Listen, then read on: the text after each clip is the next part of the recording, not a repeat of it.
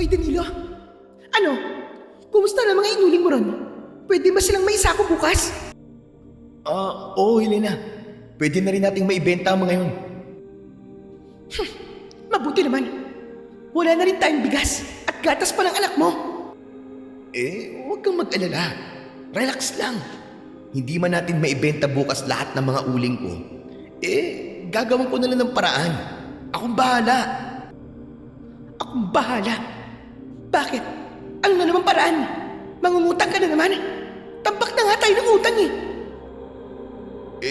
Wala naman akong ibang magagawa kundi ang mangutang Kasalanan mo kasi ito eh. Kung di ka agad tayo nag-anak, di sana hindi tayo naghihirap ngayon. Bisit ka kasi. Porke lasing ako, pinagsamantalahan mo na. Ay naku, ewan ko sa'yo. Diyan ka na nga. Magandang araw po sa inyo, Sir Blair. At ganoon na rin po sa inyong mga tagapakinig. Ako po si Danilo. May git-anim na taong gulang na po ako sa kasalukuyan. Nangyari po ang kwento kong ito nung ako ay mahigit 20 taong gulang pa lamang. Kasama ko po rito ang asawa ko na si Helena na mas bata naman sa akin ng 2 taon. Nanggaling po ako sa pamilya ng mga manunugis pero wala po akong hilig sa pagtugis ng mga aswang. Kaya naman umalis ako sa amin at napadpad po ako sa isang baryo sa Zamboanga. At doon ko po nakilala ang aking asawa. Ang asawa ko naman ang pinakamatapang na nakilala ko sa buong buhay ko. At hindi ko akalaing para sa kanila ng anak namin ay mabubuhay sa loob ko ang dugo ng isang manunugis. At dahil doon, natalo naming dalawa ang mga malalakas na uri ng mga wakwak. At upang lubusan niyo pong maunawaan ang aking kwento, hayaan niyo po na ilahad ko sa inyo. At ito ang aking kwento. Ayan ka na naman Binubuksan mo na naman ang nakaraan. Nasaan ka ba ngayon? Hindi ba't kasama ako? Nagmamahalan tayo. Lintik na mahal-mahal na yan. Nakakagutom. Kung hindi mo sana ginawa ang bagay na yun, di sana nag-aaral pa ako ngayon. Ibig mo bang sabihin pinagsisisihan mong dumating sa buhay natin si Helena, ha? Ganun ba? Aba, Helena naman. 2 taon na ang anak natin Danilo, may narinig ka bang nagsisisi akong naging anak ko si Lena, ha? May nakabara ba dyan sa mga tenga mo? Wala nga akong narinig. Pero parang nagsisisi kang nagkaanak tayo Paano ba naman kasi? Ang dami ko pang pangarap, Danilo. Pero dahil sa ginawa mo ng gabing yon, wala na. Nasira ng lahat. Tapos ngayon ito, nagugutom tayo dahil sa lintik na pagmamahal na sinasabi mo. Aba, Helena. Ginusto mo rin naman mangyari ang bagay na yun Ha? Kaya bakit ka nagagalit ngayon? Malamang lasing ako nun. Wala ako sa katinuan. Kaya lahat ng mga gusto mo, ginusto ko na rin. Nag-iisip ka ba? Alam mo, Helena, dapat hindi na natin pinagtatalunan to Kasi tapos na yun, nangyari na yun Hindi na natin may babalik pa yun. At kahit magwala ka na magwala, hindi na natin mababawi pa ang nakaraan na. Alam mo, ang sarap mong hambalusin ng kaldero sa ulo. Naku, lumayas ka nga sa harapan ko, Danilo, at baka hindi ako makapagtimpe at mabatukan kita ng di oras. Masyado ka namang mainitin ang ulo Lakas-lakas pa ng boses mo. Kita mo nga naririnig ka ng bata Huwag kang sira, Danilo. 2 taon pa lang si Lena. Wala pang naiintindihan yan. Pero sa palagay mo ba pag lumaki ang batang yan, hindi niya maaalala ang mga pinag-aawayan natin ngayon? Sige nga. Masyado pang bata si Lena. Kaya kahit na anong gusto kong sabihin, magagawa ko pa. Ay, buhay! Pinaiiral kasi ang pagiging Makati. Napailing na lamang ako sa huling sinabi ng aking asawa. Ganun po kami palagi, Sir Blair. Paulit-ulit lamang ang pinag-aawayan namin. Hindi pa rin kasi makapaniwala ang asawa ko na ako ang nakatuluyan niya. Pero wala naman siyang magagawa dahil may anak na kami at kahit hindi niya aminin, alam ko naman na mahal niya rin ako. Anong ulam natin, Helena? Ayan. Teka, Asin? Aba, Danilo? Magrereklamo ka pa sa akin, ha? Bakit? May binibigay ka bang pera para may pambili ako ng ulam? Wala pa naman, di ba? Kaya yan, kumain ka na. Laman tiyan din yan. At kung gusto mong hindi mabulunan, ayun, dun sa poso. Maraming tubig dun. Gawin mong sabaw. pambihira ka naman talaga, Helena, oo. Nagtatanong lang naman ng tao eh. Ang dami mo nang sinabi. Alam ko kasing magrereklamo ka. Kaya inunahan na kita. Tumahimik na lamang ako nang sabihin yun ni Helena. Kasunod nun, umupo na ako at nilagyan ko ng asin ang kanin na ibinigay niya. At nag-umpisa na akong kumain. Sasama ka ba mamaya sa tabon? Isasako ko na yung mga uling para naman magkapera na at hindi na uminit ang ulo mo. Malamang sasama talaga ako. Para naman mapabilis yung mga pag-uuling mo. At wala na talagang mainom na gatas si Lena. Ang bata, saan mo iiwan? Malamang sa pinsan ko. Wala ka namang pamilya rito, di ba? Kaya wala ako mapag-iiwanan sa kanila. Si Helena naman talaga, oo. Hindi ba pwede makipag-usap ka sa akin na maayos? Palagi ka nalang ganyan kapag walang pera. Anong gusto mong gawin ko? Magtatatalon pa ako sa tuwa? Ha? Dahil wala tayong pera? Ewan ko sa'yo. Ewan ko rin sa'yo. Hirap mong kausap. Nakakawalang ganang kumain. Pakialam ko kung mawala ka ng gana. Ayusin mo kasi. Ang tagal nang nakatambak ng mga uling na yon, hindi mo pa rin naisasako. Hinintay mo munang magutom ang mag-ina mo bago ka kumilos. Ang hirap mong pakisamahan. Anak nang, ako pa talaga ang mahirap pakisamahan? Samantalang ikaw tong wala nang ginawa kundi ang magbunganga na magbunganga.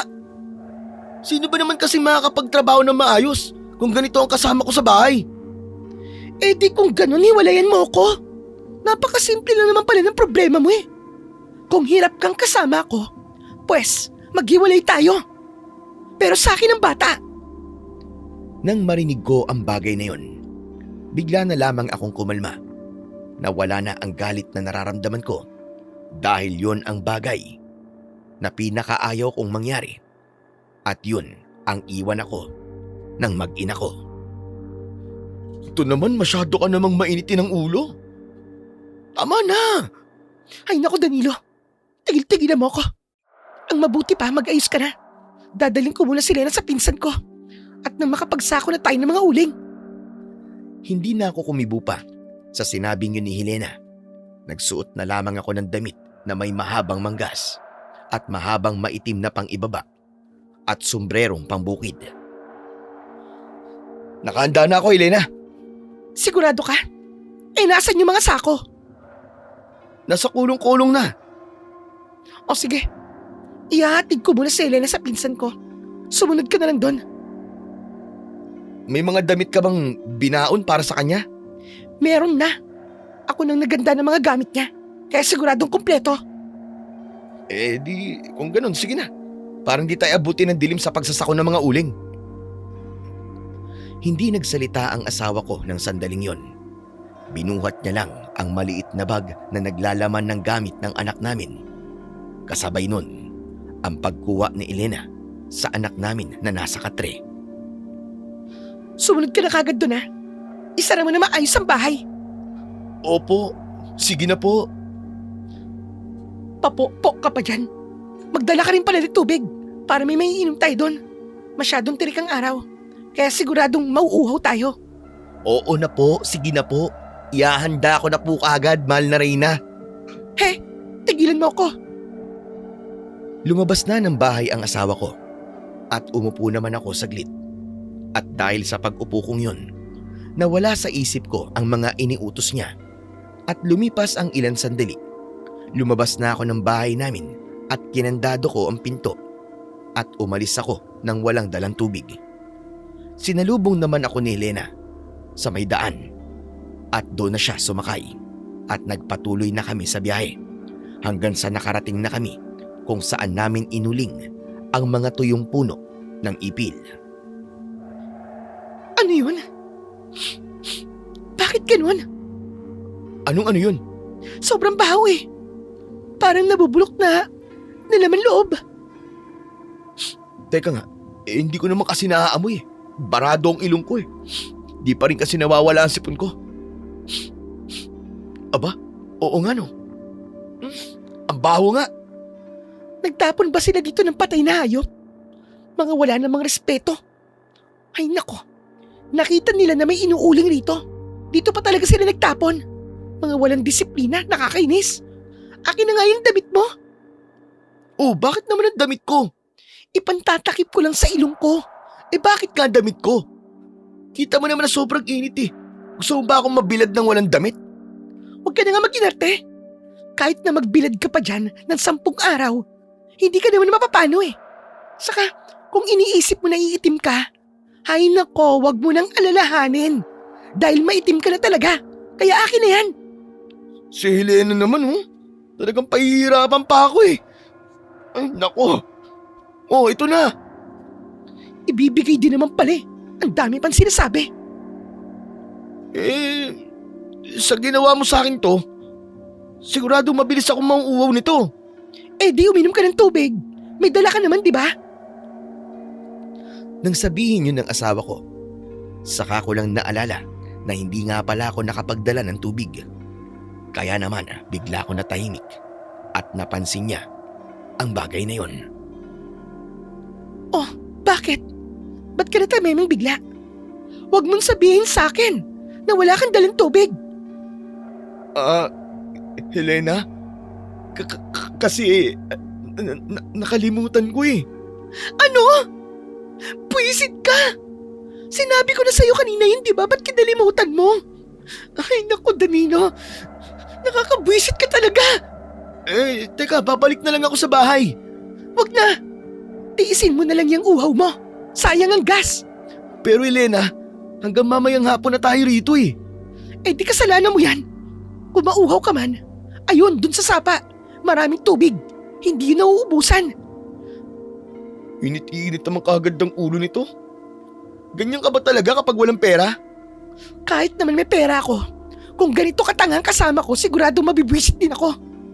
Ay, nako, tama na nga.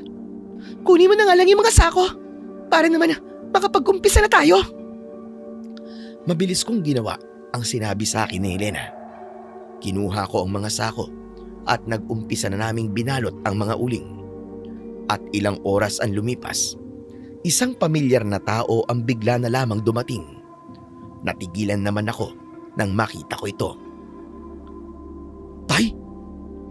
Danilo! Anak ko! Napatayo ako sa kinauupuan ko. At kahit marumi pa ang mga kamay ko dahil sa uling, dali-dali ko pa rin niyakap ang tatay ko. Nagtaka naman ang asawa kong si Helena dahil grabe na lang ang saya ko ng sandaling yun. Teka, sino siya, Danilo? Helena, tatay ko nga pala. Tay, asawa ko po si Helena. Masaya akong makilala ka, Iya. Halika tay, dito po tayo. Umupo po tayo sandali. Sige anak. Tay, paano niyo pong nalaman na nandito po ako? Sa katunayan nito anak, hindi ikaw ang sadya ko sa baryong ito. Ha? Kung ganun, ano ho pala ang sadya niyo rito? May mga hinahabol akong wakwak sa baryo niyo. Ngunit sa hindi inaasahan, nakita kita sa bayan noong nakaraan. Nagdi-deliver ka ng mga sako-sakong uling. Ayoko na sanang gambalain ka pa. Pero, ang tagal na rin kasi nung huli tayo nagkita. Dahil 15 ka lang nun. Nung naglayas ka. Pero tay, kung nandito po kayo, para pilitin po akong maging manunugis. Ang sagot ko po sa inyo ay ayoko, tay. Masaya na po ako sa buhay ko ngayon. May asawa na po ako. At may isa na rin po akong anak. Huwag kang mag-alala, Danilo. Wala ako rito para pilitin ka sa bagay na yan. Nandito ako dahil nangulila ako sa'yo. Kung ganun po, tay, Si nanay po. Kumusta na po siya? Ang nanay mo. Opo, tay. 2 taon nang wala ang nanay mo, anak. Nanlaki ang mga mata ko nang sabihin yun ng aking tatay. Bigla na lang kusang lumuha ang mga mata ko ng sandaling yun at agad naman akong niyakap ng tatay ko. Patawarin niyo ako, tay. Dahil sa kagustuhan ko pong malayo sa pamilya natin. Kahit huling sandaling buhay ni nanay, hindi ko na siya nakita. Naiintindihan ko ang bagay na yan, anak. Sa katunayan nga, magmula nang umalis ka ng bahay, tinanggap na ng angka natin na hindi ka talaga para sa panunugis. Kaya hinayaan ka na namin. At habang nanunugis kami ng mga aswang, pasimple ka naming hinahanap. At dito nga kita natagpuan. Nang sabihin ng tatay ko ang bagay na yun, mabilis ko siyang niyakap habang paulit-ulit na humihingi ng tawad. Tama ka, anak. Katulad ng sinabi ko kanina, matagal na naming tinanggap na sa'yo na matitigil ang nakagawian ng pamilya. Pasensya na po talaga, taya. Kung wala man po akong hilig sa bagay na yun. Teka po, mawalang galang na saglit. Danilo, pupunta lang muna ako saglit doon ha. Ibibili ko kayo ng maiinom at makakain. Naku, Iya. Hindi na kailangan. Tay, sige na. Hayaan niyo na po ang asawa ko. Sige na, Elena. Ngumiti ang asawa ko. Kasunod nun, sinakyan niya ang kolong-kolong namin at minaneho niya ito. At nang makaalis na siya, doon nagpatuloy ang pag-uusap naming dalawa ng tatay ko. Tay, paano niyo ho pala nalaman na dito po kami nag-uuling? Pinagtanong-tanong kita, anak. At dahil marami kang sinusuplayan ng uling, madami din ang nakakakilala sa'yo. Kaya itinuro ka nila dito. Buti na lang talaga at nakita na kita. Ang laki na ng pinagbago mo. Ganun din po kayo, tay. Pero tay, ang akala ko po talaga galit po kayo sa akin eh. Kasi sinuway ko po kayo. Nung una, syempre nagalit kami. Pero ilang buwan ang lumipas, tuluyan na namin tinanggap ng nanay mo. Kasi alam naman namin hindi ka mapipilit sa bagay na yun. Dahil ang pagiging manunugis, hindi kailangang ipagpilitan sa isang tao. Dapat kusa nilang mararamdaman na ginusto nila ang bagay na yun. Salamat to, tay. Salamat kasi tinanggap niyo na po ang gusto kong gawin. Dahil ikaw ang nag-iisa naming anak na lalaki, Danilo. At mahal na mahal ka namin. Kung ganun ho, kumusta na po pala si ate? Ayun, kabaligtaran mo. Lahat ng mga ate mo, sila ang may gustong maging manunugis. Sa katunayan, may mga kanya-kanya na silang misyon ngayon. Nasa iba't ibang baryo na din sila kagaya ko. At tinutugis nila ang mga aswang na pinapatugi sa kanila. Kung ganun ho, tay, bakit dito kayo sa baryo namin pumunta? Dahil dito ko huling nakita ang pinuno ng mga wakwak. Mas malakas ito kumpara sa nakasanayan natin mga wakwak. Dahil kaya nitong mag-anyong tao at makisalamuha sa ibang tao. Sigurado ho ba kayo sa bagay na yan, tay? Napakatahimik po ng baryo na to. Kaya paano magkakaroon po ng aswang dito? Anak, kahit na hindi ka manunugis, lagi mo dapat tatandaan na ang tahimik na baryo ang siyang gustong-gusto ng mga hinayupak na aswang. Dahil doon, kaya nila magtago. Kung ganun, tay, nanganganib po pala ang pamilya ko dito. Hindi lang ang pamilya mo, anak. Dahil lahat ng tao rito ay manganganib. Dahil baka sa pagkakataong to, madami na rin ang mga alagad ng malakas na wakwak na yon. At anuman sandali, lalantad sila at sasalakay nila ang lahat ng tao rito. Kung ganun, tay, kailangan ko po masabihan ng mga tao dito sa lalong madaling panahon. Tama ka, anak. Pero hindi ka dapat magpalata sa mga kalaban mo. kailangan pasikreto mong sasabihin sa mga tao. Pero ang problema ko po, Tay, paano kung di nila ako paniwalaan? Anak, magtiwala ka. Paniniwalaan ka ng mga tao rito. Dahil dati nang sinalakay ng aswang ang baryo to. Nanggaling na ako nun dito. Wala ka pa sa mundo. At kilala ko ng lahat ng nandito. Kung ganun ho, Tay, bibilisan ko na po ang pagsasako ng mga uling. May naisip na po akong paraan para masabihan ko po ang mga tao nang hindi nagpapahalata sa wakwak na nagkukunwaring isa sa atin. Sige, anak. Pero teka lang, Danilo. Mula kanina naaamoy ko ng mabahong yun eh. Teka nga lang. Hinayaan ko ang tatay ko na tumayo at pinanood ko siyang sundan ang mabahong amoy na kanina patin namin naaamoy ng asawa ko. Hanggang sa isang saglit lang, tinawag ako ng tatay ko sa isang masukal na bahagi ng pinag-uulingan namin. Halika rito, Danilo. Tignan mo ang isa to. Nang marinig ko ang bagay na yun, dali-dali akong lumapit at sakto din noon nakararating lamang ni Helena at nagtataka ito kung bakit kami nandoon. Kaya naman, sumunod ito. Ano po nandyan? Ang baho! Kahit may takip na ang ilong ko na, amoy ko pa rin. Ano ba yan, Tay? Hindi sumagot ang tatay ko at inalis niya lang ang malaking dahon na nakatakip sa mabahong bagay. At nang makita namin ito, patay na bata na halos kasing edad ng anak namin ni Helena.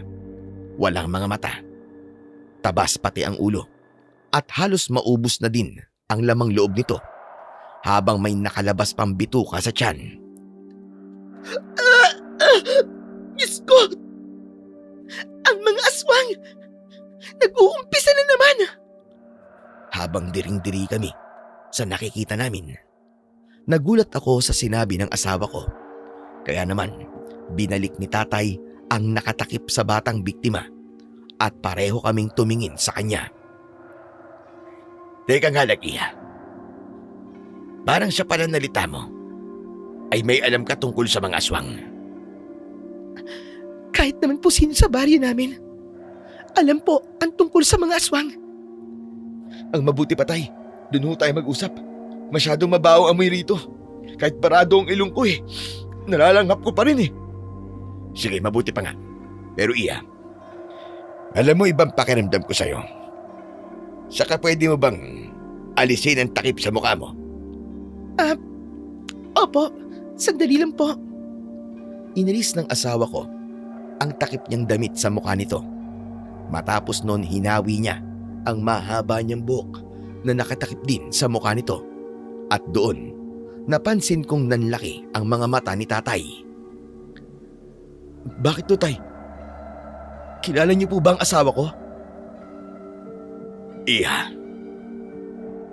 anak ka ba ni Miranda at ni Lando? Teka, paano niyo pong nakilala ang mga magulang ko? Sinasabi ko na nga ba? Kaya pamilyar ang mga mata mo. Dahil ganyan na ganyan tumingin ng matalim ang tatay mo. Pero paano niyo po nakilala ang tatay ko? Pati po ang nanay ko. Dahil sila ay mga kapwa ko mag-aaral noon. At ang tatay mo ay matalik na kaibigan ng nanay ni Danilo. Isang kilalang mahusay na manunugis ang mga magulang mo, Iha. Pero, hindi na po nanunugis sa mga magulang ko ngayon. Anong ibig mo sabihin? Hindi na po kaya ng nanay ko na manugis pa. Dahil inaalagaan na lang po niya si tatay. Bulag na po kasi si tatay. Maliit pa po ko nung nangyari sa kanya ang pinakamasamang bagay na yun. Nagawa po kasi siyang bulagin ng isang aswang na nakalaban niya po noon. Kung ganun ay nasan sila ngayon? Gusto ko silang kumustahin. Pareho na po silang nasa syudad. Doon na po sila tumira. Dahil hindi po nila kinayang kahihiyang sinapit ni tatay. Marami kasing nagalit sa kanya. Dahil hindi na po kaya ni tatay na manugis pa. Nakakalungkot naman ang nangyari sa kanila. Ibig sabihin po ba nito?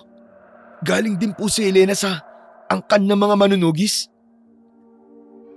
Hindi lamang basta-bastang manunugis, anak. Dahil malalakas na manunugis ang mga magulang ng asawa mo. Nung hindi pa kami nagkakaanak pareho ng tatay niya, laging nasa pinakauna ang tatay niya dahil sa galing nito.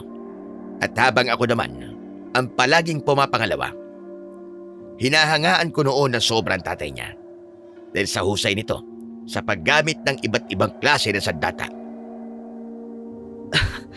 Ngayon naiintindihan ko na Ang alin, anak? kung bakit sobrang tapang po ni Elena. May dugo po pala siya manunugis. Hindi naman ako magmamatapang kung naging maayos ka lang sana.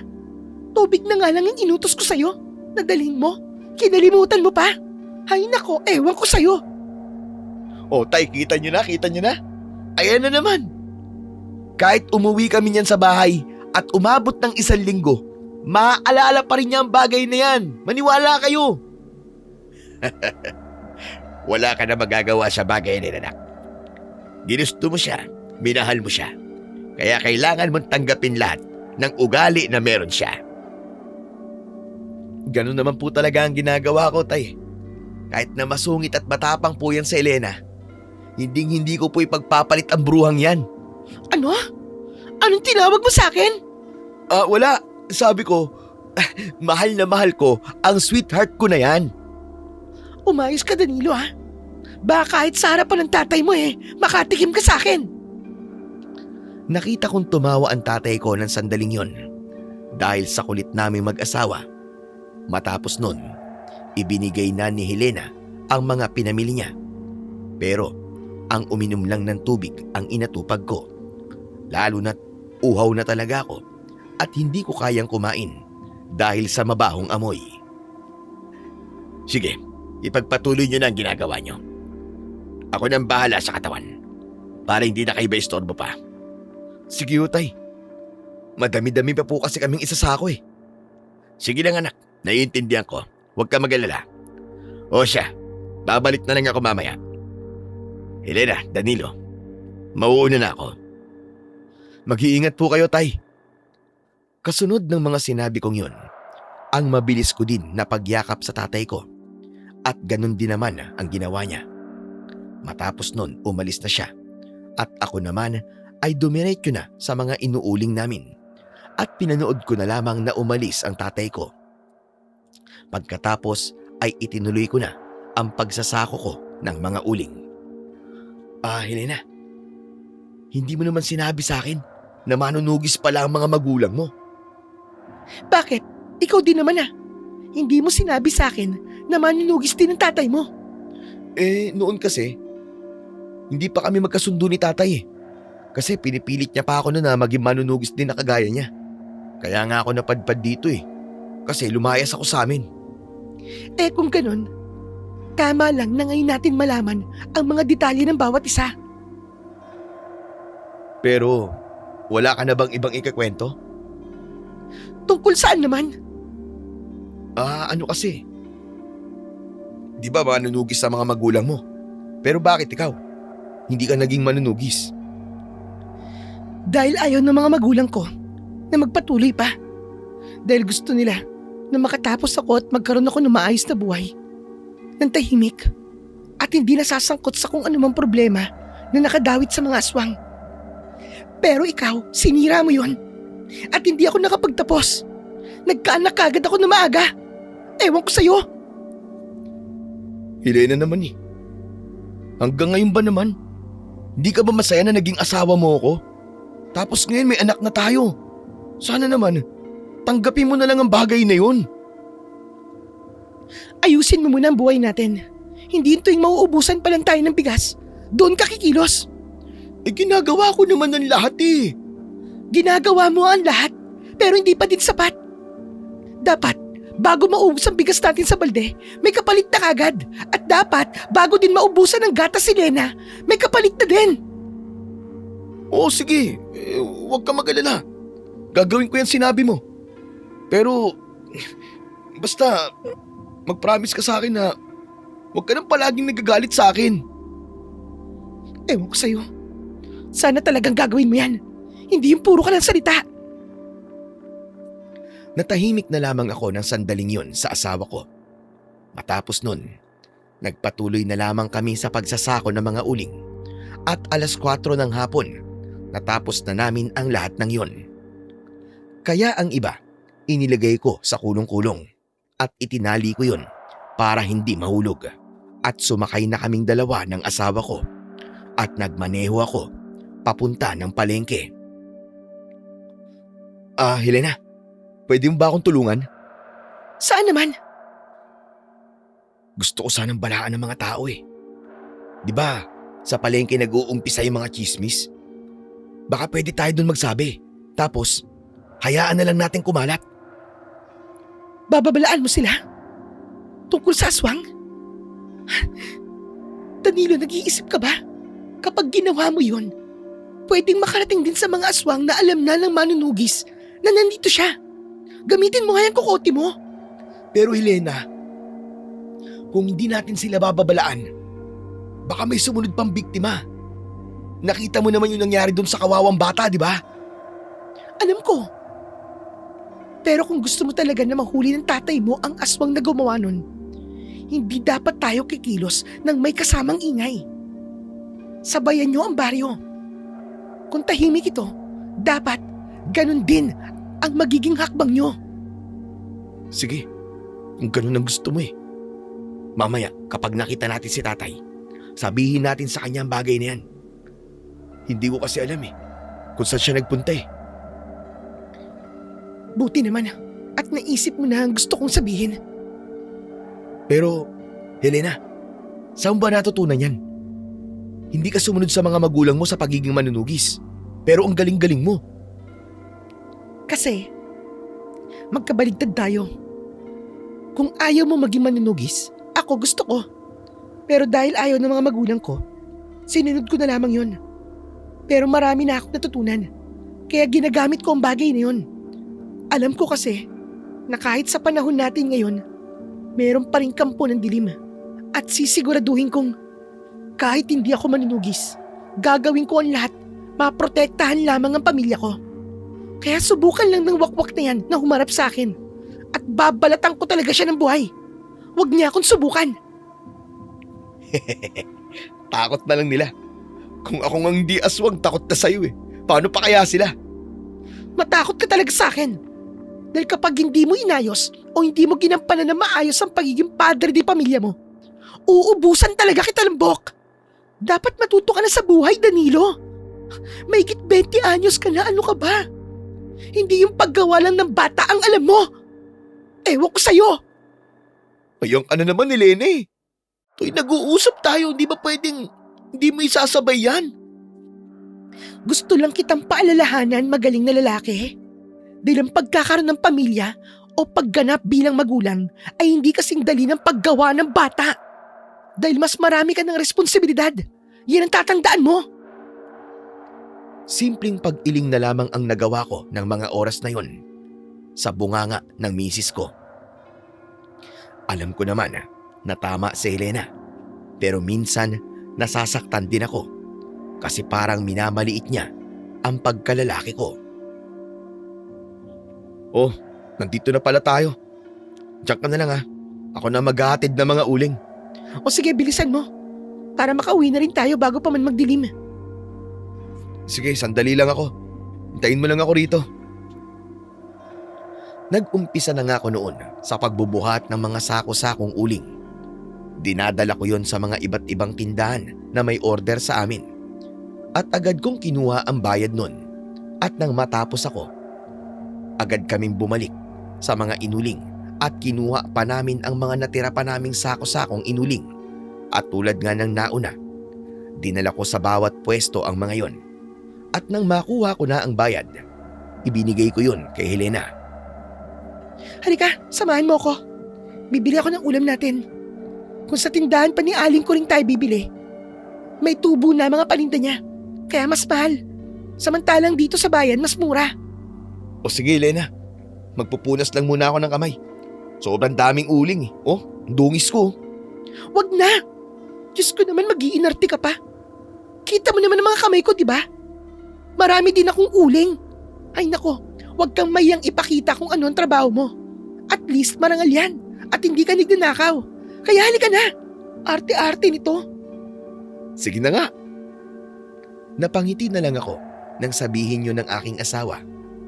Hindi niya kasi ikinakahiya na mag-uuling lang ang asawa niya at ganun din siya.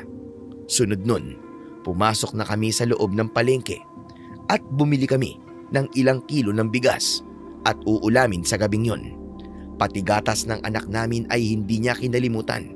Sunod nun, nagpunta kami sa tindahan, sa bilihan ng mga dilata at kinumpleto niya na ang lahat ng mga kakailanganin namin para sa 1 linggo. At uuwi na sana kami nang bigla naming nasalubong ang tatay ko. O Danilo, buti nakita ko kayo rito. Bumalik ako sa lugar ng mga inuling nyo, pero wala na kayo ron. Pupunta naman sana ako sa bahay nyo, pero hindi ko naman alam kung saan kayo nakatira. Nag-deliver po kasi kami ng mga inuling, tay. Kailangan po kasi. Wala na kaming bigas at wala nang gatas ang anak namin. Ganun ba? Kung ganun anak, kunin mo ito.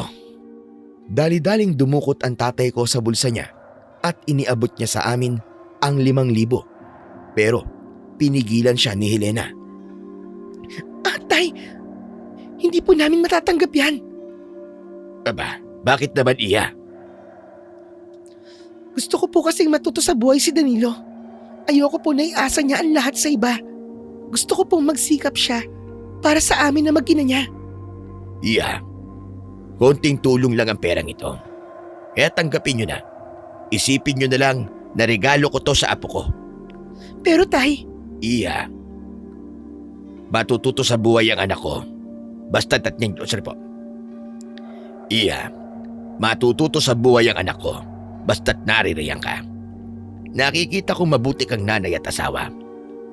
Kaya kung hindi siya natututo sa sarili niyang sikap, alam ko naman, nagagabayan mo siya. Wala nang nagawa sa Helena nang sandaling ipinilit ng tatay ko ang pera.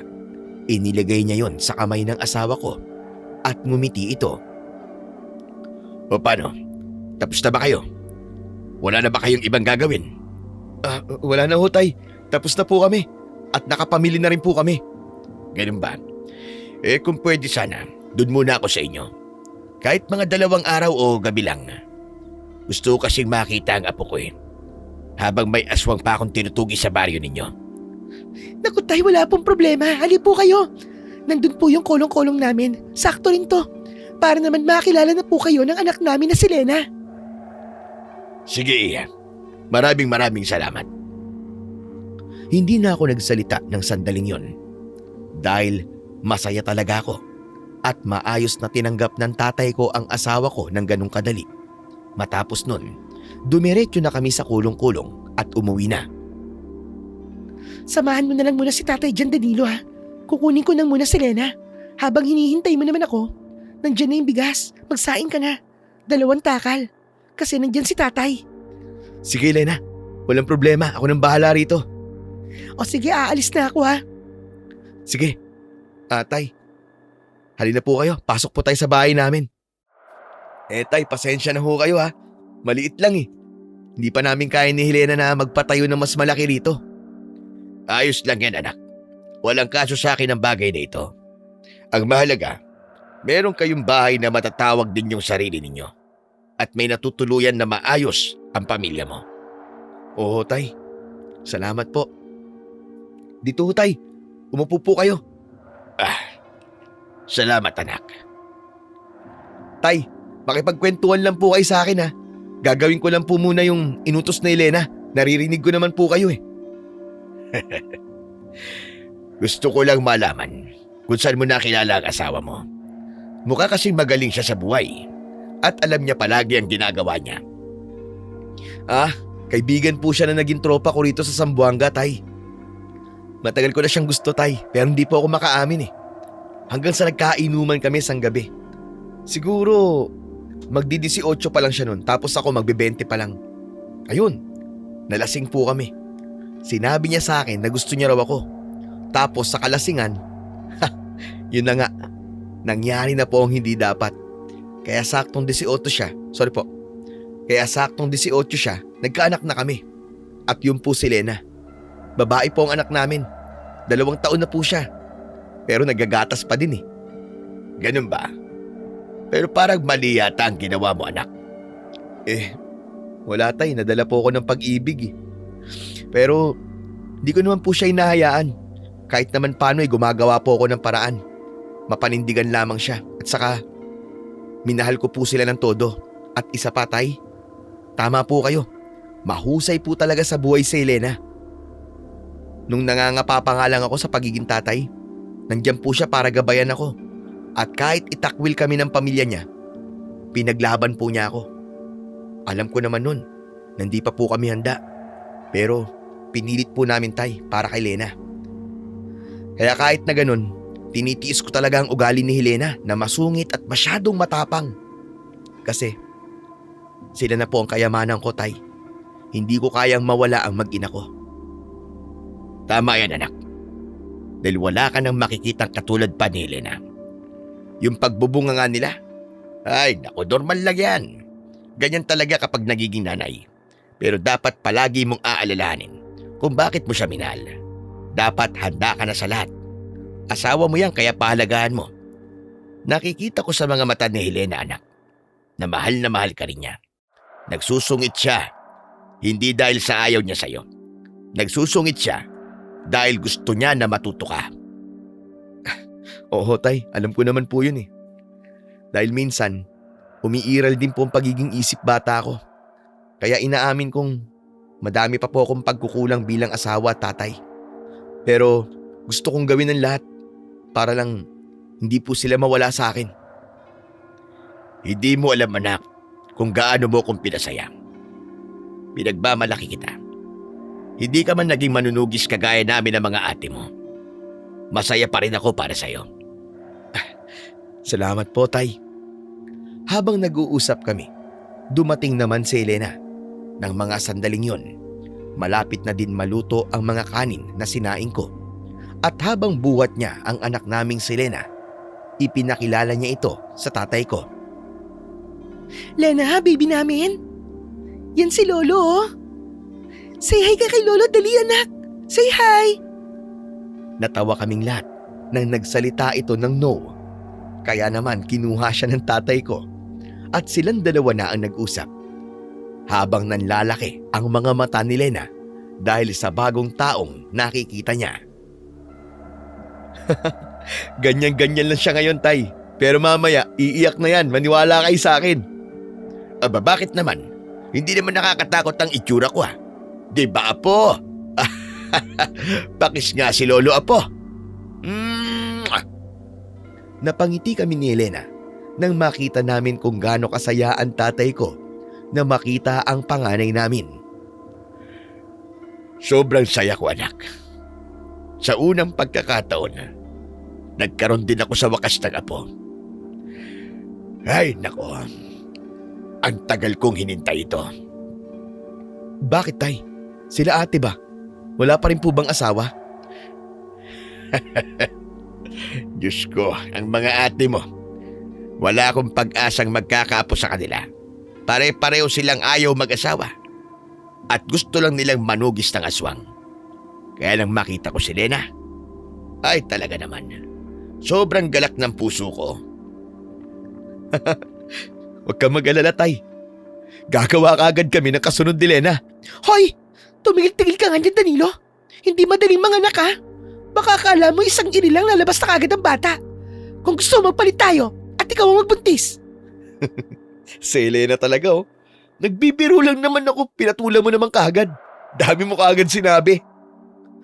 Sinasabi ko lang din naman, para alam mo. Natawa na lang ang tatay ko nang sandaling makita niya kung paano kaming mag-usap ng asawa ko. Habang buwat-buwat naman ito ang apo niyang si Lena. Samahan mo muna doon si tatay at si Lena. Magluluto na muna ako. Hayaan mo na muna doon magbanding ang maglolo, kaw naman oh. Sasamahan na lang kita rito. Baka may papahiwa ka dyan. Ako na maghihiwa. O sige, kunin mo yung mga gulay doon. Magluluto ako ng ginataang tulingan. Lalagyan ko ng gulay. Mabilis kong ginawa ang inutos ng asawa ko. Hiniwa ko ang mga gulay at nag-umpisa naman ito sa paglilinis ng isda. Hanggang sa nakapagluto na nga ito, maya-maya lang, inasikaso na ni Helena ang hapagkainan. At ng oras nakakain na kami, hindi pa man namin na isusubo ang unang kanin, may bagay kaming narinig sa bubungan. Parang isang ibon na bumaba sa bubong namin. Dahil doon, napatayo ang tatay ko. Huwag kayong lalabas. Wakwak ang isang yan. Tay, anong ibig niyo sabihin? Danilo, hawakan mo mabuti ang anak mo. Huwag mong pababayaan na mag-ina mo. Teka, ano ang gagawin niyo? Naririnig kong hindi lang isa ang wakwak sa taas ng bubungan nyo. Maaaring sila na ang pakay nila. O di kaya'y may buntis na malapit sa bahay ninyo. Diyos ko, si Maring Judith buntis siya. Baka siya ang pakay ng wakwak. Kung ganun, ako nang bahala sa kanila. Nang sandaling yon, kinuha ng tatay ko ang latigong dala niya, pati na rin ang itak na palaging nakasabit sa tagiliran niya. Matapos nun, lumabas na ito ng bahay at mabilis niyang isinara ang pintuan namin. Habang kami naman ni Helena ay tumabi sa may kusina. Hanggang sa mga sigaw na lang ni tatay ang mga narinig namin na para bang nakikipaglaban. Ngunit sa hindi inaasahang pagkakataon, may wakwak sa may bintana namin at ipinasok niya ang ulo niya doon. Hindi ko naman ito napansin pero nakita yun ng asawa ko at galit na galit itong kumuha ng kawali at doon ko lamang nakita ang itsura nito. Purong itim ang balat niya na may matutulis na ilong at tenga, matatalas na ngipin at may matatalim na kuko. Meron din itong pakpak na parabang sa paniki. Buisit ka! Tudungo ka pa talaga sa bintana namin? Oh, hetong sayo! Nagulat ako sa ginawang pagpalo ng asawa ko sa aswang. At habang tinitignan ko ito, doon ako mas lalong naangasan sa kanya. Dahil hindi mo maiisip na ganun siya katapang dahil sa itsura nito at katawan. Hoy, ano ba? Huwag ka nang tatanga-tanga dyan, Danilo. Kung hindi ko nakita yung aswang na yun, baka nakuha na si Nela. Umayos ka nga. Pasensya na, Elena. Hindi ko napansin eh. Paano kasi? Lutang ka na naman. Pasensya na talaga. Hayaan mo sa susunod. Mas magiging alerto na ako. Ay naku, ewan ko sa'yo, Danilo. Akin na nga si Nela. Nang sabihin yun ni Helena, agad niyang kinuha sa akin ang anak namin at nagpatuloy ang mga ingay sa labas hanggang sa lumipas ang ilang minuto at tumahimik na. Sa mga sandaling yon, inaasahan naming si tatay ang papasok mula sa pinto. Ngunit bigla na lamang pinipilit na buksan ang pintuan namin hanggang sa may isang nilalang ang pumasok. Malaki ito kumpara sa wakwak na pinalo ng kawali ni Helena. Meron itong kulay itim na balat na may halong pula at ang mga mata nito ay purong puti.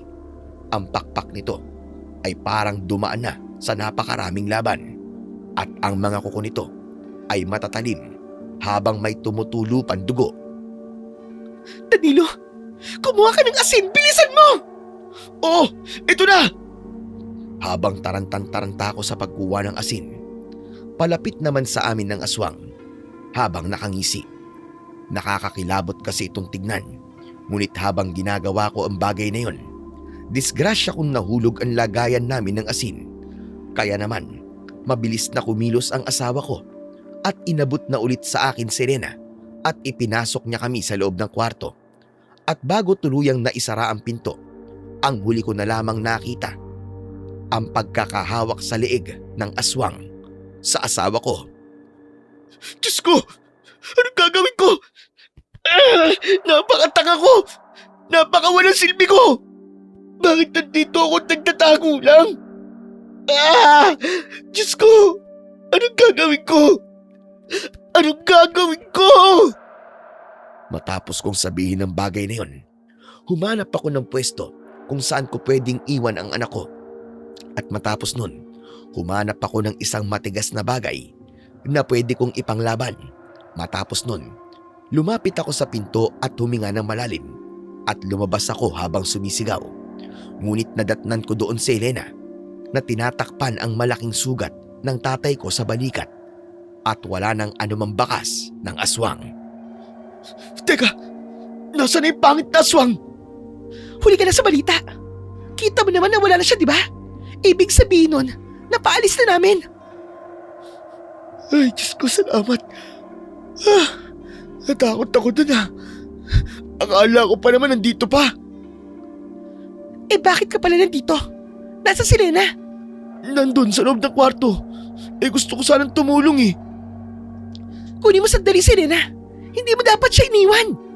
Oo, saglit lang. Kukunin ko na. Sinunod ko ang sinabi ng asawa ko. Kinuha ko sa kwarto ang anak namin. Matapos nun, bumalik din kagad ako sa sala. Tay, ayos ka lang ba? Hindi gano anak. Hindi ko na maigalaw ang isa kong braso dahil ang laki na naging pinsala. Kung ganun ho, paano na po to? Hindi ko alam anak. Sa tingin ko, matatagal ang bago ko mahuli ang pinuno nila. Masyado siyang malakas kumpara sa mga wakwak na nakasanayan ko. Yung po ba yung malaking nilalang kanina? Oo anak, sa ngayon. Pero hindi ko gano'ng kinaya ang puwersa niya dahil meron siyang masamang itim na bertud at nasa loob na yun ang katawan niya. Kaya talaga namang napakalakas niya. Kung ganun po siya kalakas, paano niyo po siya matatalo? Lalo na nang nasa ganyan po kayong kalagayan. Hindi ko na din alam iya. Kanina nga habang naglalaban kami, grabe ang bangis na pinakita niya. Kahit na ako na matagal nang manunugis, hindi pa nakakatapat ng ganong kalakas na wakwak. Sa tingin ko, may ginawa siya para lalong maging mahusay ang bertud na meron siya. Kung ganun ho, tay, kailangan niyo po muna magpalamig. Hindi po pwedeng lalabanan niyo po ulit siya tapos nasa ganyang kalagayan kayo. Hindi mo ba naiintindihan ang sinasabi ng tatay mo, Danilo? Kahit magpahinga pa siya, wala pa rin siyang kakayahan na matalo ang halimaw na yon. Hindi ka ba naaawa sa tatay mo? Isipin mo nga may edad na rin siya. Tapos hahayaan mo pa siyang lumaban ulit? Teka, Elena. Ano bang ibig mo sabihin? Ang ibig ko lang sabihin sa iyo ngayon, kailangan na niyang mapalitan.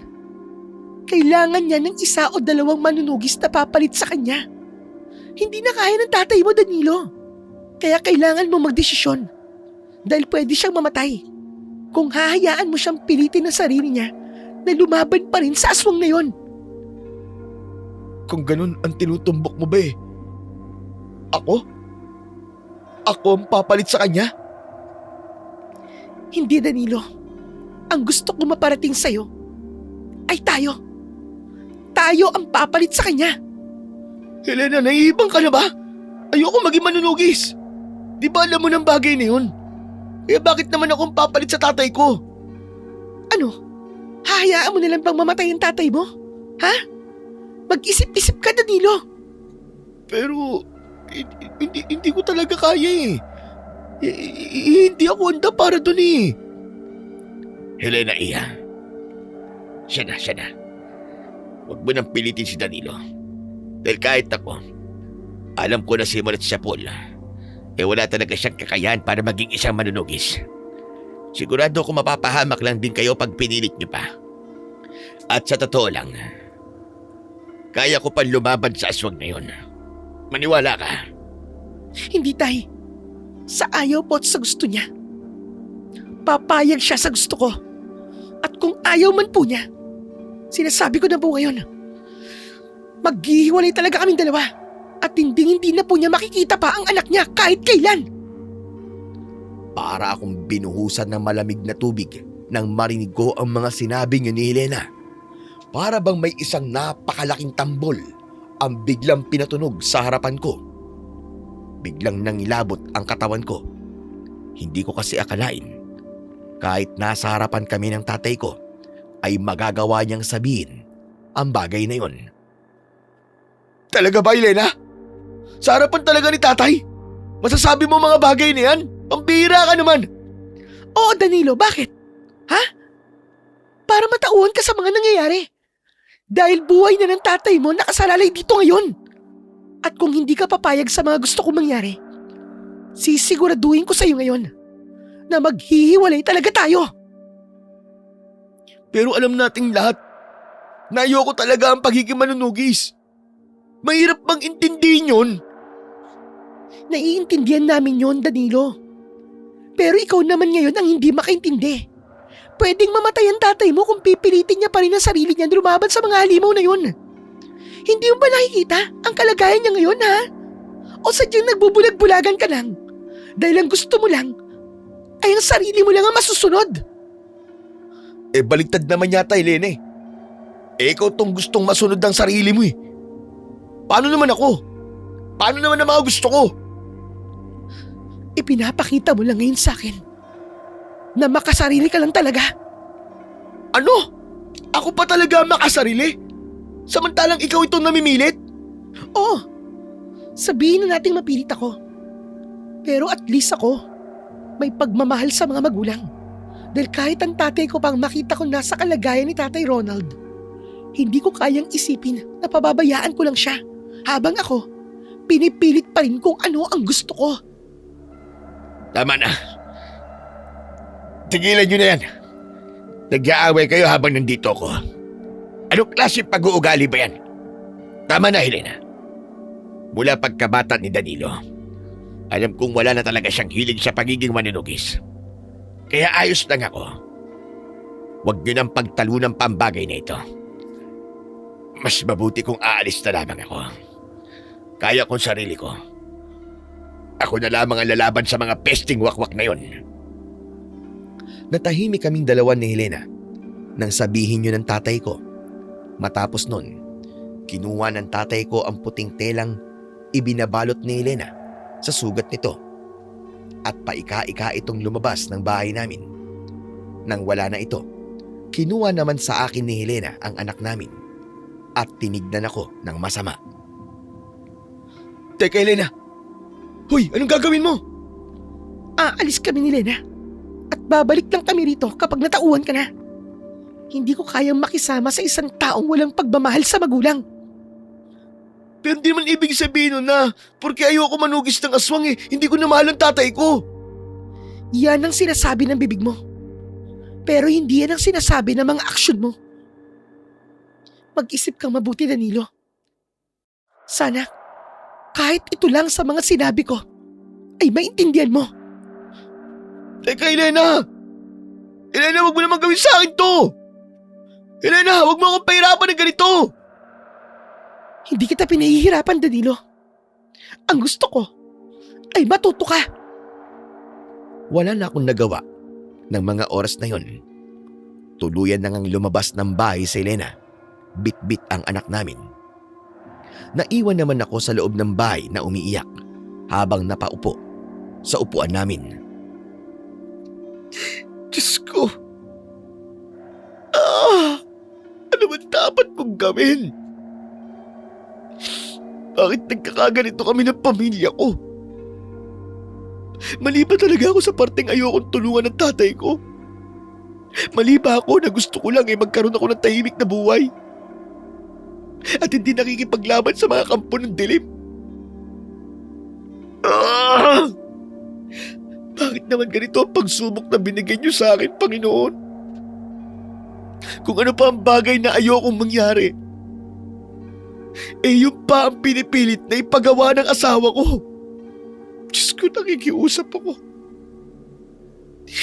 Paglinawin niyo ang puso ko at bigyan niyo ang isip ko ng maayos na desisyon. Panginoon, ayoko mawala ang pamilya ko sa akin Pero ayoko din na maging manunugis. Anong pipiliin ko, Panginoon? Tulungan niyo ako. Matapos ng mga sinabi kong yon, tuluyan na nga akong humagulgol sa pag-iyak dahil hindi ko alam kung ano ang dapat kong gawin. Hanggang sa kauna-unahang pagkakataon, Nakatulog ako nang hindi ko kasama ang mag-ina ko. Kinabukasan, para akong baliw na hinahanap sila. Elena? Elena, anong ulam? May almusal na ba? Nagugutom na ako eh. Pagkatapos kong sabihin yun, tumayo ako sa kinahihigaan ko na wala pa sa sarili. Matapos nun dumiretso ko sa kusina at tumingin sa mga kaldero. May ulam naman doon, pero dahil nawala sa isip ko na wala roon sina Helena, dumiretso ko sa kwarto namin at doon ko lang napagtanto na umalis pala sila nung nagdaan na gabi. Kaya napaupo ako at napahawak sa ulo.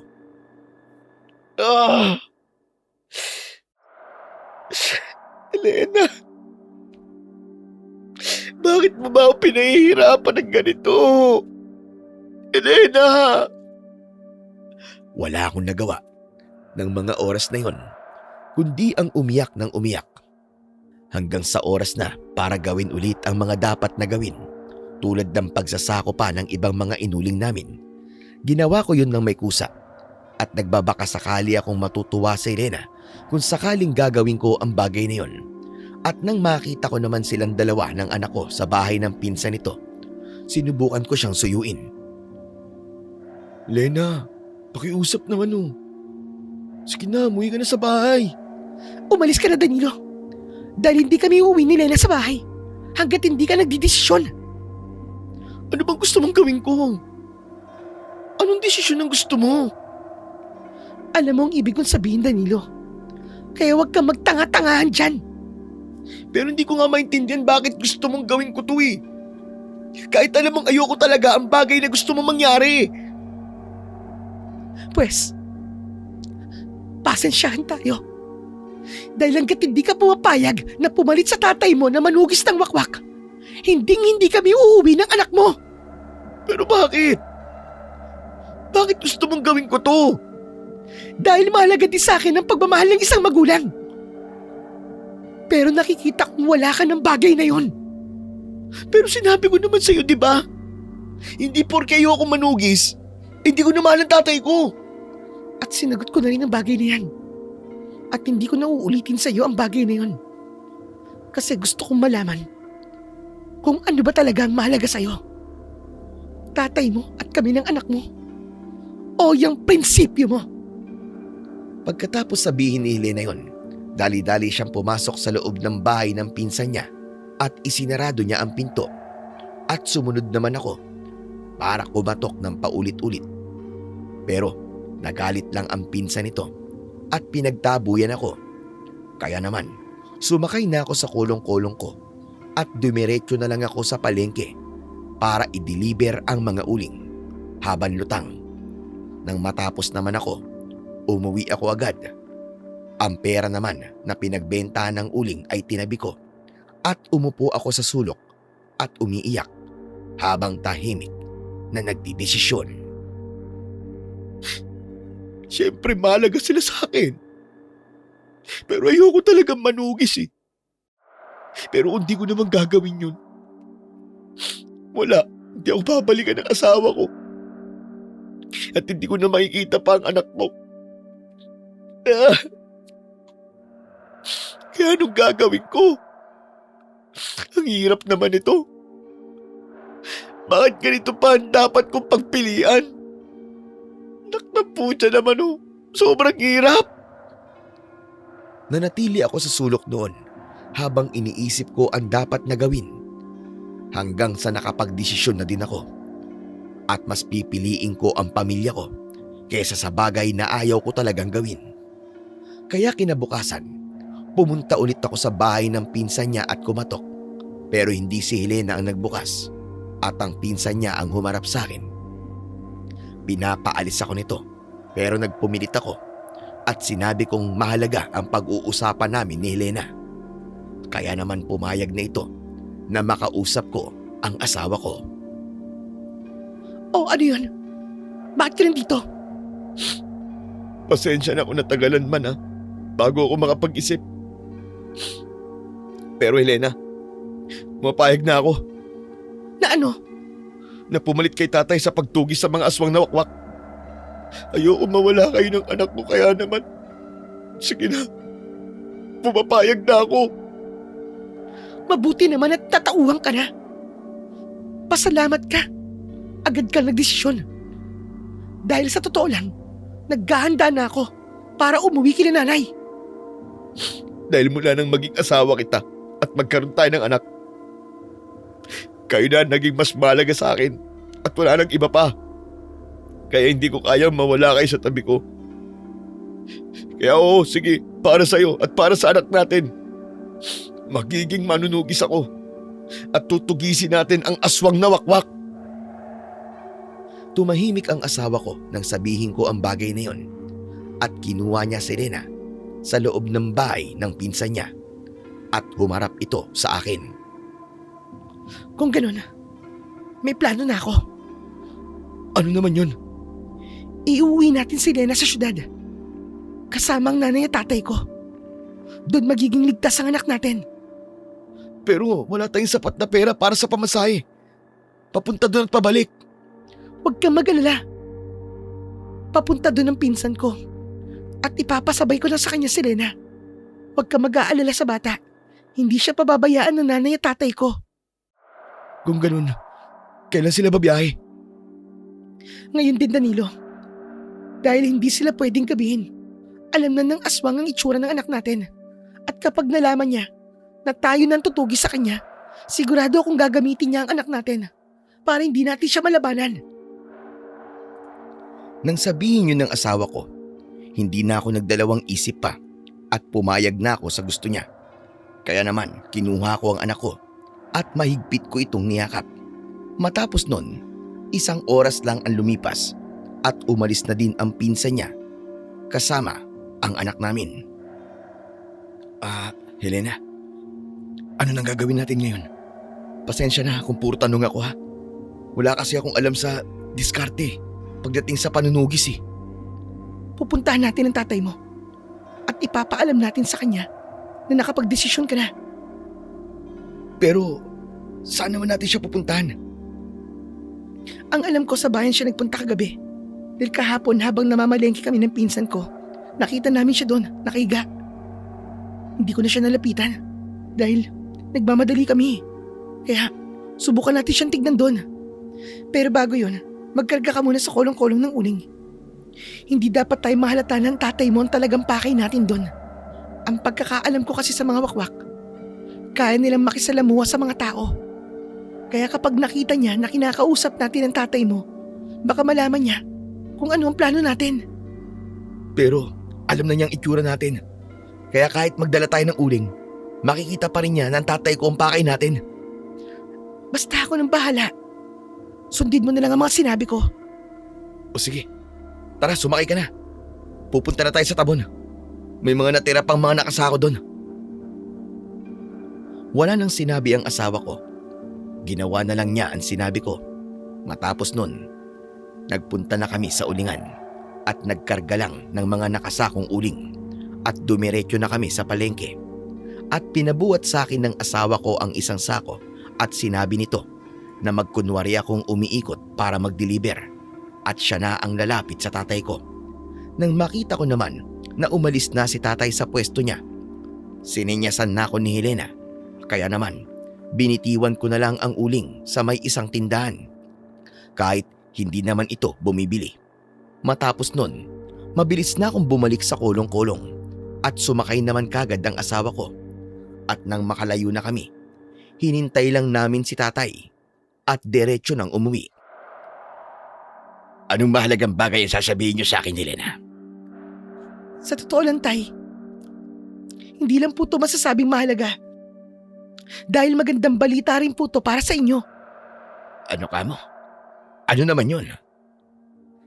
Dahil pumapayag na po ako, tay. Magpahinga na po kayo. At kami na po ang tatapos sa mga sinimulan mo. Anong ibig mong sabihin, anak? Pumapayag na po ako na kami na po ang tutugi sa aswang. Tama po si Helena. Baka hindi na po nyo kayanin pa ang pagtugi sa aswang. Hindi ko na po kayo pababayaan lumaban pa sa kanila.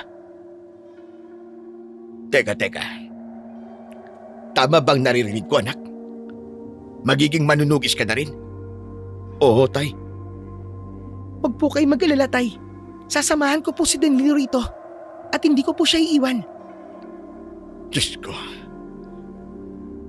Hindi ko akalaing si Elena lang pala ang magiging dahilan ng pagpayag mo, anak. Masayang masaya ako. Dahil sa wakas, ang nag-iisa kong anak na lalaki ay magiging manunugis na rin ng aswang. Hindi na matatapos sa akin at sa mga ate mo ang bagay na nasimulan ko. Dahil sa wakas, pumayag ka na rin. Sa totoo lang, tay.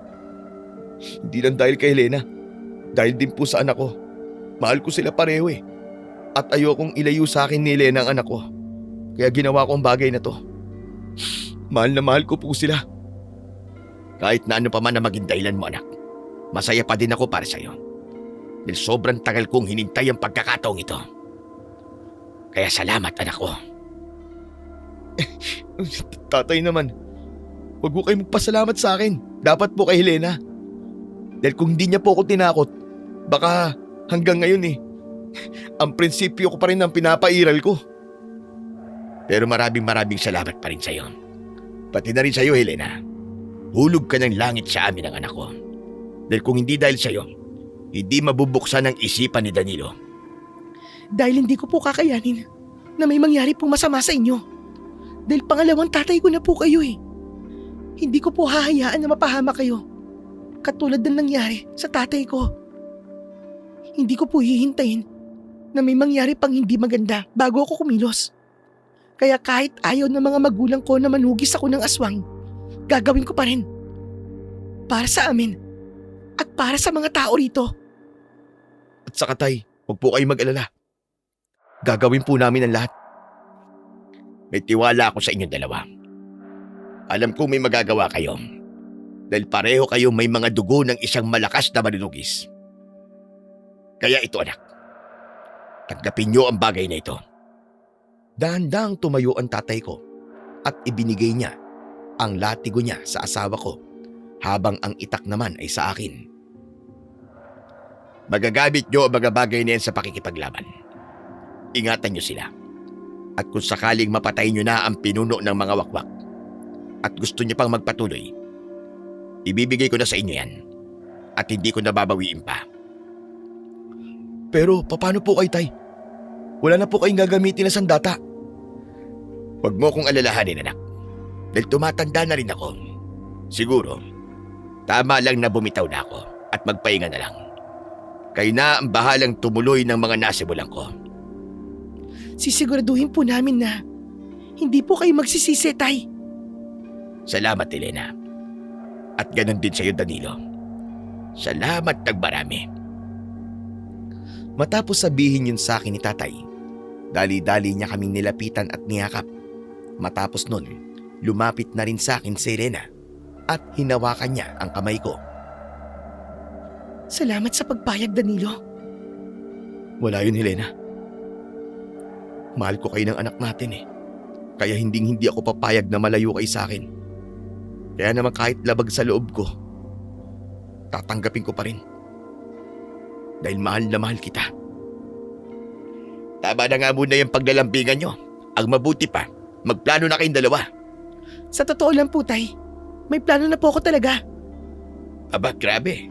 Ang bilis mo naman yata, Elena. Nakagawian ko na po kasi na kahit wala pang desisyon, nagpaplano na po talaga ako. Kung ganun, ano naman ang plano mo, Iya? Ipagpapatuloy po muna namin ni Danilo ang pag-uuling at pagdadala ng mga inuling sa palengke. Pakiramdam ko po kasi, doon po namin makikita ang anyong tao ng pinuno ng wakwak.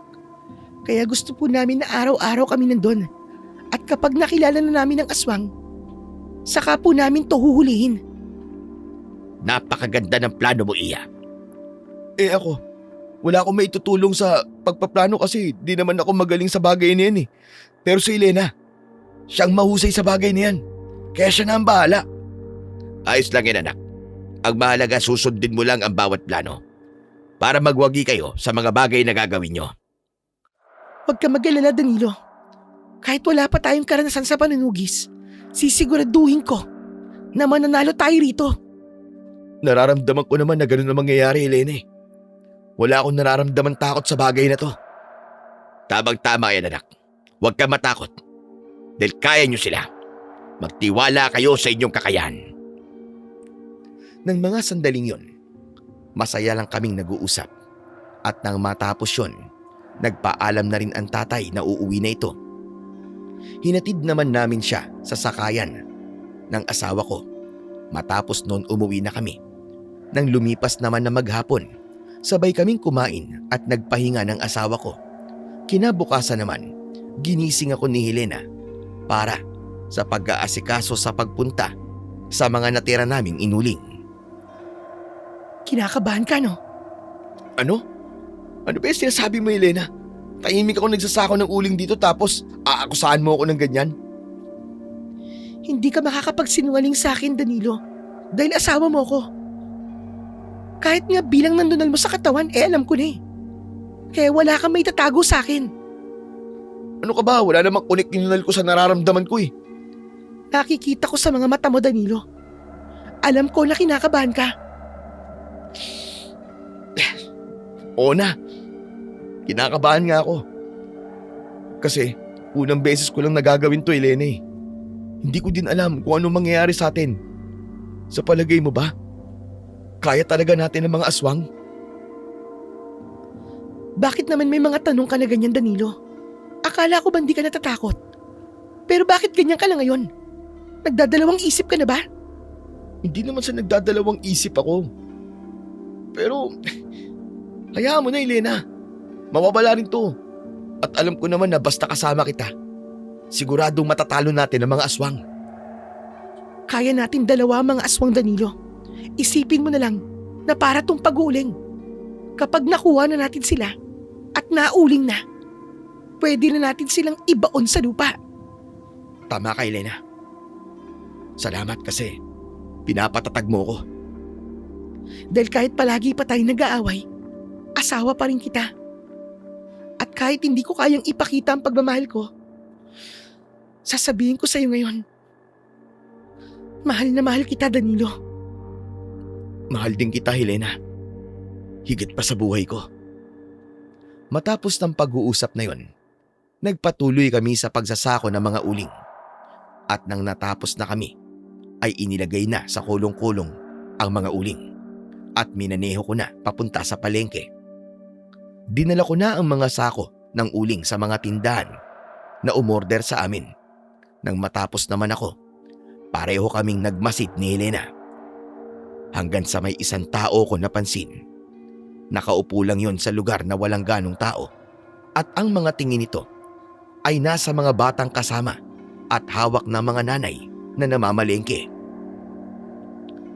Helena! Helena! Oh, bakit? Tignan mo yung taong yun, oh. Ayun, Bakit? Anong meron sa kanya? pagmasdan mo siyang mabuti, huwag ka magpapahalata. Tignan mo mga tingin niya. Aba, oo nga no. Titig na titig siya sa mga bata. Hindi ba't parang kakaiba naman yata yun? Tama ka, Danilo. Malakas ang pakiramdam ko na kung hindi yan ang pinuno, sigurado akong isa yan sa mga wakwak. Anong gagawin natin?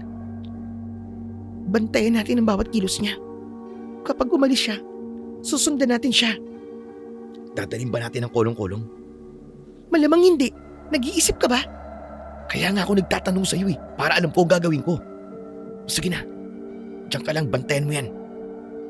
Hahanapan ko lang ng pwesto sa sakin natin. Sige, bilisan mo lang ha. Para naman masundan natin to kung bigla siyang aalis. Nasaan pala yung mga sandata? Saan nakalagay? Nandun sa sasakyan. Hindi ko na sinabi sa'yo kanina. Pero inilagay ko na dyan. Akin na. Pasimple mo lang nang iabot sa akin. Tapos ilalagay ko dito sa bag ko. O sige, sandali. Kukunin ko lang. Dali-dali ko nang ginawa ang sinabi ni Helena. Matapos nun, pinaandar ko na ang sasakyan naming kolong-kolong at hinanapan ko na yon ng mapagpaparadahan. At mabilis akong bumalik kung nasaan ang asawa ko. Hindi pa rin siya umaalis sa pwesto niya, Danilo. Oh, tama ka. Ano kayang balak ng siraulong to? Basta, Huwag lang nating hayaang mawala siya sa paningin natin. Sigurado kung hindi yan magpupunta dito at manonood ng mga bata kung wala siyang balak na masama. Tama ka, Danilo. Pinagmasdan lang namin ang nilalang na yon hanggang sa nakita na lang ni Helena na tumayo ito at nakatingin sa isang batang babae na nasa tabi ng nanay nito na bumibili ng gulay. Maya-maya lang, sumenyas na siya sa bata at may ibinibigay ito at inutusan naman ako ni Helena na magkunwaring kilala niya ang nanay ng bata. Sigurado ka ba dito, Helena? Oo, Danilo, bilisan mo. Bago pa man niya makuha ang bata. Sige, saglit lang.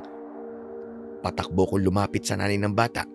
Kaya naman, nakuha ko ang atensyon ng anak nito at mabilis itong humawak sa kamay ng nanay niya.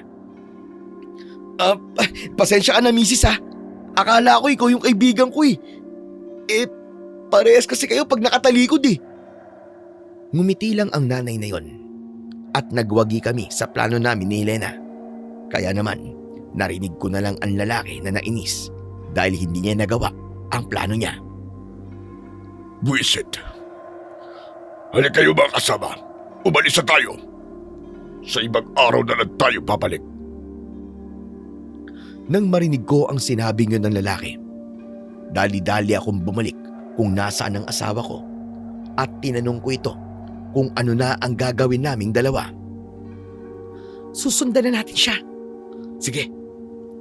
Anong oras na ba? Sigurado akong kapag gumabi na, dun mas lalong lalakas yan. Kaya hindi natin yun nahayaan. Dapat maunahan natin siyang masaktan bago pa man siya lumakas. Teka, sa tingin ko tanghali pa lang, Helene. Kung ganun, dalian na natin. Huwag ka nang babagal-bagal. Nakakalayo na sila eh. Ito na nga, binibilisan ko na nga sa paglalakad eh. Hindi pwedeng mawala sa paningin natin tong hayop na to. Nang mga sandaling yon, mas binilisan pa nga namin ang paglalakad hanggang sa pumasok na nga ang nilalang sa isang malaking kuweba sa Kakahuyan. Sumunod naman kami at nagdahan-dahan lang para hindi mapansin.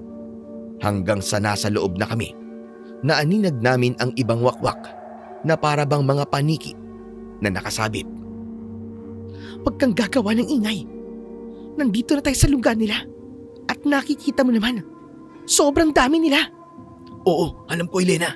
Huwag kang mag-alala. Hindi talaga ako gagawa ng ingay. Ito, kunin mo ang itak mo. Kailangan maging handa tayo. Masyado madilim dito. Hindi natin alam, baka may isa sa mga yan ang magising at makita nila tayo. Sige. Naiintindihan ko. Habang dahan-dahan kaming naglalakad, para makapasok pa sa pinakagitna ng kuweba, isang malalim na boses ang narinig namin. Dahil doon, hinawakan ko ang kamay ng asawa ko. Alam kong kanina niyo pa ako sinusundan. Akala niyo ba tanga ako? At wala akong pakiramdam. Alam kong kanina sa palengke ay binabantayan niyo rin ako. Kaya sabihin niyo sa akin, bakit niyo ako sinusundan? Sige, sasabihin namin sa iyo ang dahilan. Huwag na tayong maglokohan. Nandito kami para tugising ka.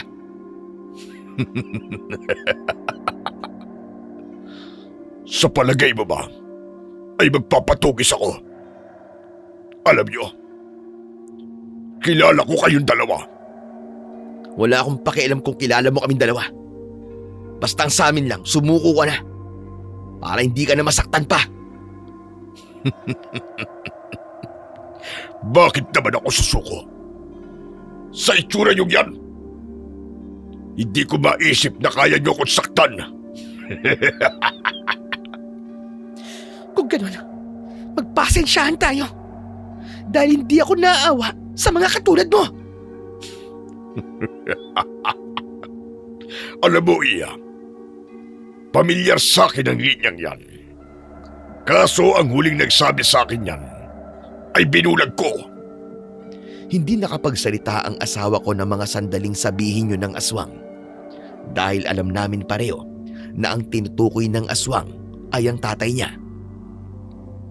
Hayop ka! Pinagmalaki mo pa talaga! Bakit hindi? Malaking bagay sa akin yun dahil nakabulag ako ng isang manunugis. O pwede ko na rin sabihin, nakatalo ako ng isang malakas at nangungunang manunugis. Pero ngayon sinasabi ko sa'yo, wala kang mabubulag sa amin. Dahil ako mismo ang dudukot sa mga mata mo. Hindi ko hahayaang maulit ang dati. Dahil papatayin kita!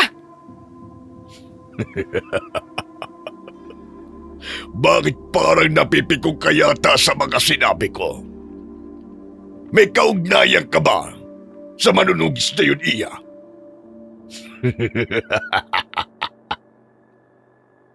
Sige, hulaan ko. Siguro ay anak ka niya. Manahimik ka! Dahil kapag hindi ako nakapagtimbi, uubusin ko talaga kayo! Helena, ano ka ba? Huwag ka magpadala sa mga sinasabi niyan. Nang iinis lang yan. Isa ka pa, manahimik ka rin. Sino ba nagsabi sa'yo na nagpapadala ako sa mga sinasabi ng halimaw na yan? Ito naman oh, nagsasabi lang ako eh. Baka kasi nagpapadala ka na eh. Isa pa Danilo ha, huwag mong hayaan na ulitin ko pa ang sinabi ko. Manahimik ka! Sabi ko nga, ito na, mananahimik na ako. Nakakatawa naman kayong dalawa. Ngayon lamang ako nakakita ng mga tulad ng manunugis. Tila hindi magkasundo. Manahimik ka! Para lang alam mo, asawa ko to. Kaya kahit na anong sabihin ko sa kanya, sasabihin ko. Nakakaawa naman pala ang asawa mo kung ganun. Dahil sumusunod lamang siya sa isang babae. Kung tawagin Andres Disaya. Yan ang dahilan kung bakit ganit ako sa mga tao. Dahil akala nila, mga amo sila, na dapat ay palaging sinusunod. Wala kang pakialam kung under ako sa asawa ko. Eh mahal ko siya eh. Kaya ginagawa ko ang mga bagay na to. Pero ikaw lalaki, dapat sa relasyon yung dalawa, ikaw ang nasusunod. Dahil ikaw ang mas malakas. Manahimik ka na nga dyan! Akala mo ba? Hindi ko alam ang ginagawa mo. Pinag-aaway mo lang naman kaming dalawa eh. Para hindi kami makalaban na maayos. Akala ko hindi niyo nakahalata. Pero sandali lang. Paano niyo pala ako lalabanan? Kung nasa dilim kayo. Hindi ka naman namin lalabanan dito eh. Dahil alam namin na mas maliwanag ang mga mata mo kapag nasa dilim ka. Sunod ng mga sinabi ni Elena, ang mabilis niyang paggalaw. Ginising niya ang lahat ng wakwak na natutulog at hinila niya ang mga kamay ko palabas. Pero ang mga bagong gising, hindi sila makalabas dahil may sikat pa ng araw. Mga walang silbi! Kapag hindi kayo lumabas at hindi nyo nahuli ang 2 pesteng yun, ako mismo papatay sa inyo! Sa sinabing yun ng pinuno nila, natakot silang lahat. Kaya kahit nasasaktan sila sa sikat ng araw, lumabas pa rin sila ng kuweba. At sinubukan kaming labanan, pero hindi sila nagtagumpay dahil tig-iisang palo lamang sila ng latigong hawak ni Elena. Matagal din ang naging laban namin sa mga alagad nito. Kaya naman ginawa ko ang lahat, matulungan lamang ang asawa ko. Kitang-kita ko rin na nahihirapan siya dahil kahit may araw, malalakas pa rin ang mga alagad nito. Huwag ka matakot Danilo. Mas malakas tayo kumpara sa kanila dahil natutulungan tayo ng araw. Alam ko, Elena.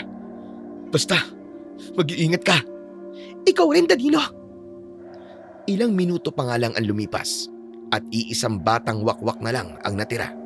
At nakita namin na takot itong lumapit dahil bumabalik ito ng paatras sa loob ng kuweba. Pero ang nilalang na gusto naming matalo ay marahang lumabas at dinampot nito ang batang wakwak gamit lamang ang ulo.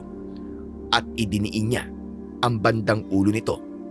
Kitang-kita naman namin kung paano magwala ang batang wakwak. Pero tumigil ito nang tuluyan ng binasag ng halimaw ang ulo nito gamit lamang ang isang kamay. At nagulat kami doon dahil kahit nasaan yung tao pa ang pinuno nila, ay hindi namin matatanggi na malakas talaga to. Mga walang silbing kawal! Ikaw naman pala ang nakakatawa eh. Pagkatapos mo silang pakinabangan, sasabihan mo silang walang silbi.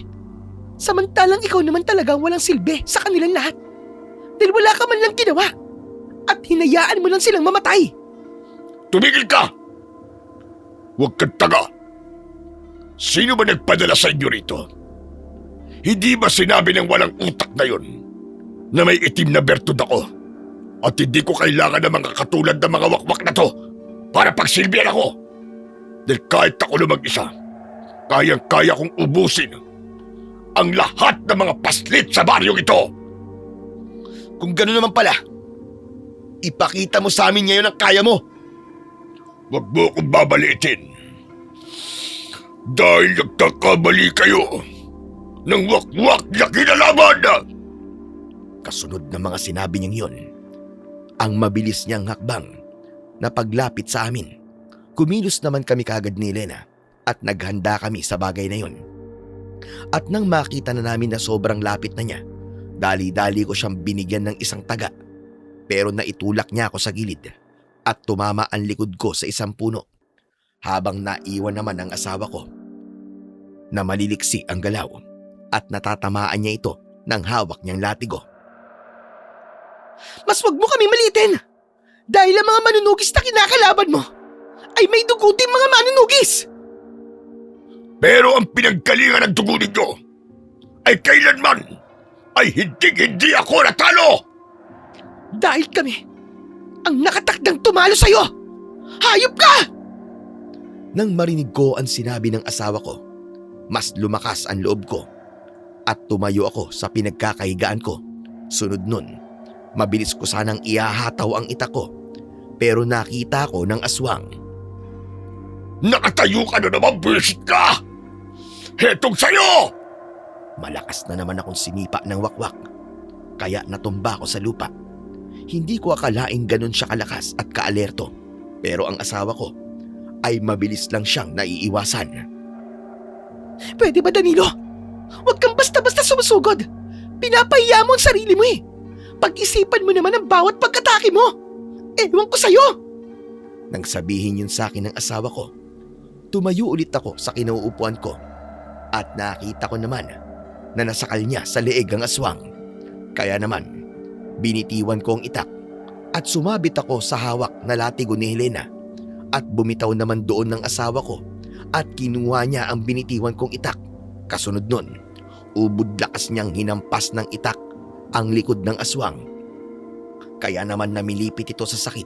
Kasunod nun, nagawa niya akong masakal. Pero nakita yun ng asawa ko. Kaya naman, hinampas niya ng itak ang braso ng aswang. At dahil sa talim nito, naputol yun. Mga peste kayong dalawa! Papatayin ko kayo! Paano pa magagawa yun? Ha? Kung wala nang isang braso mo, boy putol! Helena! Yung isa pang braso! Nang marinig ako ni Helena, puputulin pa niya sana ang isa pang braso. Pero kinalas ng aswang ang pagkakahawak niya sa leeg ko at nagawa niyang mapigilan ang tangkang pag-atake ni Helena. Akala mo ba ay hahayaan ko masaktan mo ulit ako? Hindi maaaring mangyari yun! Nakita kong sinipa ng aswang ang asawa ko sa sikmura. Kaya naman tumilapon ito at nabitiwan niya ang pagkakahawak sa itak. Pero hindi ko inayaan na makagalaw pa ang aswang at malapitan pa niya ang asawa ko. Kaya naman, sinipa ko ang likod ng tuhod niya kaya napaluhod ito. Sunod nun, diniinan ko ang pagkakahila ko sa latigo na nakapulupot sa leeg niya. Pero hindi pa rin talaga siya sumusuko dahil hinawakan niya ako sa likod at madiin niyang binaon ang kuko niya. At hinila niya yun pababa. Ah! Sakit! Hindi ko hahayaan na matalo niyo ako! Pero hindi ko dinahayaan na maulit ang pagtalo mo sa angkan namin. Kaya naman, Ito na ang kamatayan mo! Dahil sa sakit na nararamdaman ko, hindi ko na napansin na nakalapit na pala ulit ang asawa ko at mabilis niyang hinataw ang itak sa leeg ng aswang. Ngunit hindi yun tuluyang naputol. Kaya nagawa pang makasigaw ng malakas ng aswang. Pero dahil sa galit ng asawa ko, ginamit niya ulit ang itak at dinukot niya ang parehong mata ng aswang at doon niya yun tinuluyang pugutin. Ayos ka lang ba, Danilo? Hindi ko alam eh. Kasi nasugatan ako ng aswang sa likod. Bumaon ng gusto yung mga uko niya eh. Ang lalim yata. Hayaan mo. Gagamutin kita sa bahay. Halika na. Inakbayan ko ang asawa ko ng mga oras na yon. Tinignan niya ako habang nakangiti at mabilis niya akong hinalikan sa labi.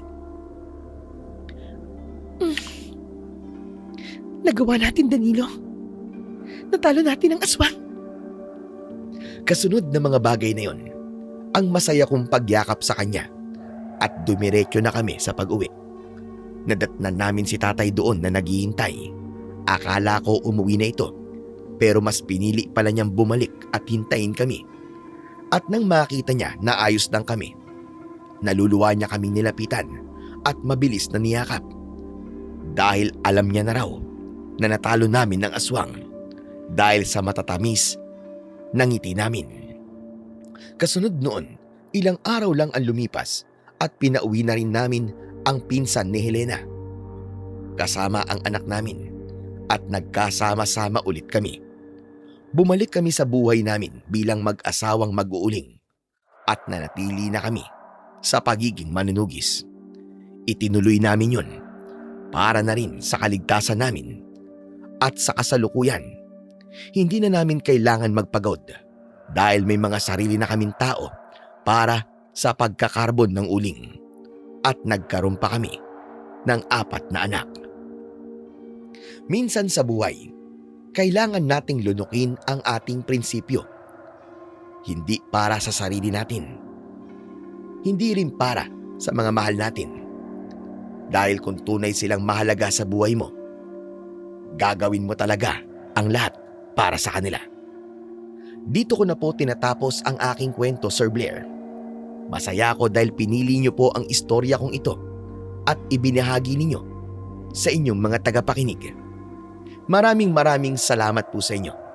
At sana ay mas marami pa po kayong kwento na maibabahagi at matuklasan pa natin ang iba't ibang pakikipagsapalaran ng mga kagaya kong manunugis na tagapagligtas sa ating lahat. Maraming salamat po sa lahat po ng inyong pagsubaybay at pagtangkilik sa aking YouTube channel.